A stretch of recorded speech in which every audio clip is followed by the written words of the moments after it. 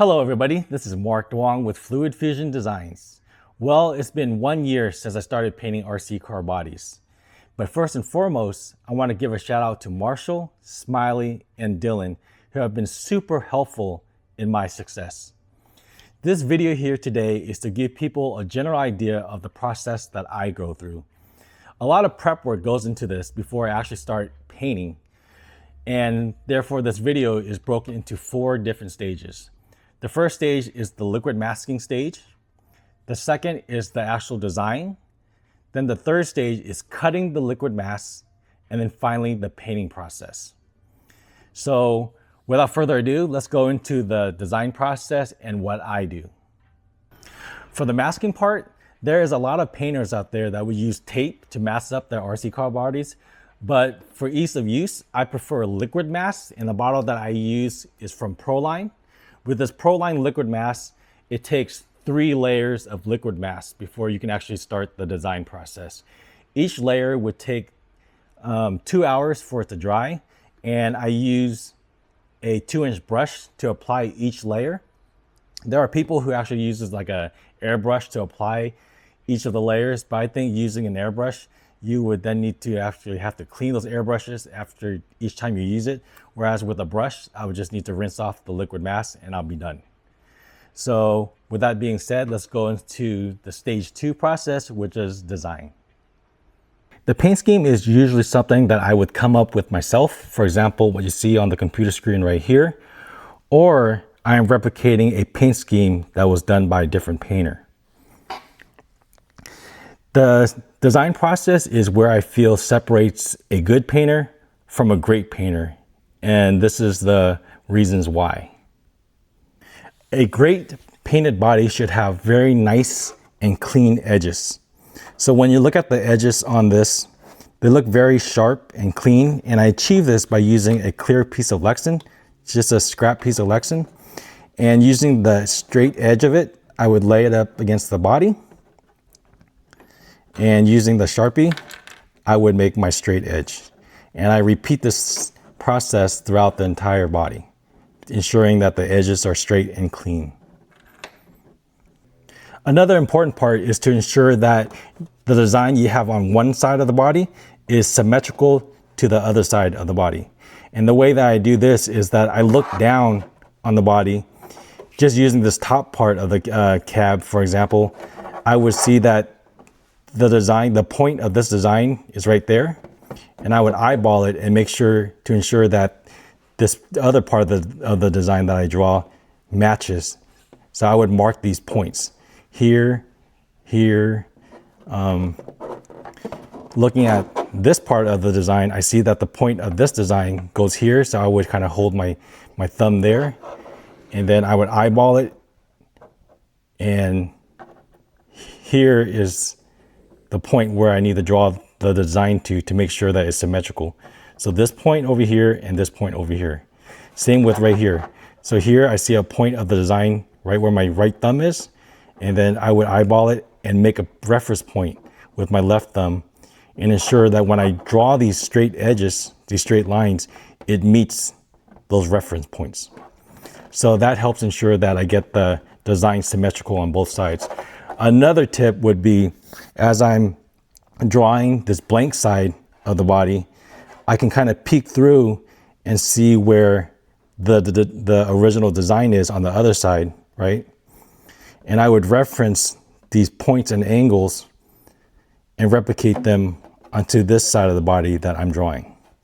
At this point, I'm pretty happy with the way the design is. I take a step back, look at the entire body, and make sure that the design flows well with the angles of the body.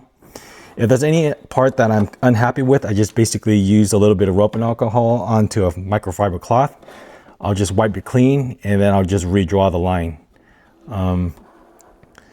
It takes, if it's a new design, it would probably take me an hour or 2 to kind of put down the design. If it's something that I'm just replicating, it will take about 45 minutes for each body. So when you are looking at where the body is now, you might be asking, well, it doesn't really look complete, because when it comes to pinstriping, Just using this body as an example, pinstriping has two lines, right? You see this inner line and then this outer line of the pinstripe. When you look at the lines on the truck body, I only have one line and there's no really second line for the actual pinstriping itself. And when we go into the cutting of the masking, I will explain why I don't draw the other line. I know a lot of painters do. They fully draw in the pinstripe. For example, I'll use this as an example, right? So with this design, there'll be a pinstripe, like another line for the actual pinstripe itself. And when I start the cutting process, drawing that secondary line, it's very time consuming and there's really no point. And I'll go into further details when I go into the cutting process of the liquid mask. We'll go ahead and set this truggy body aside and then take a look at this buggy body where we're gonna start the cutting process into the liquid mask. So again, the lines that I've already put down are basically just guidelines for me, right? So I would just start using a short X-Acto knife because, with a taller X-Acto knife, it's really hard to maneuver around inside the body. So I would just start cutting these guidelines, right, all the way throughout the body. I'll do it on both sides until it's complete. I'll do that part right there. And then I'll do this other side. And this is the part where I'm going to explain why it's not necessary to create that secondary line, to draw in that secondary line for the pinstripe. So once I have the guidelines all cut out with the X-Acto knife, I will take some rubbing alcohol and start erasing these Sharpie lines. And when you do that, I'm not sure you can see it, but it will reveal all the cuts that I made through the liquid mask. I did this side earlier, right? You can, at certain angles, you can see the cuts into the liquid mask. And this is what I was talking about earlier, like using the Sharpie lines as just guidelines. I would cut my secondary line for the pinstriping. I know it's really hard to see, but maybe from this side. You can see that with the X-Acto blade, I was able to cut into the liquid mask to create that secondary line for the pinstriping. So again, I really only needed one line to guide me for the design. And when I use the rubbing alcohol to remove the Sharpie lines, I'm able to then cut the secondary line, just basically eyeballing it. And that's where it takes a little bit of skill. Actually, it takes a lot of skill to actually create that secondary line. That's the reason why I don't fully draw in, like for example here, I don't really draw in both lines when it comes to pinstriping. When you're cutting through the lines, one of the hardest things to do, even if you have a short X-Acto knife, is getting certain angles. Like when you're going down here, your hand bumps into the body and you can't really continue with that cut. So for me, it helps that I'm semi-ambidextrous, that I can use my other hand and actually use my right hand, my other hand, to actually make that cut where I'm not running into any of the part of the body. So this is where it takes a little bit of skills, a little bit of talent, whatever you may call it.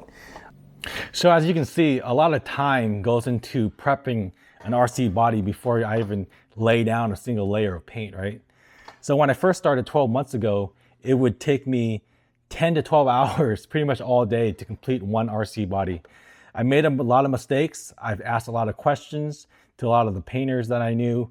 And after painting 75, maybe to 100 bodies now, a lot of lessons was learned. I'm able to cut down my prep time significantly. At this point, it concludes our segment on prepping RC bodies, and then I will go into part 2, which is actually seeing my paint booth, my setup, and actually doing the painting itself. And if you're interested in watching or learning about it, please tune in. Until then, thank you for watching.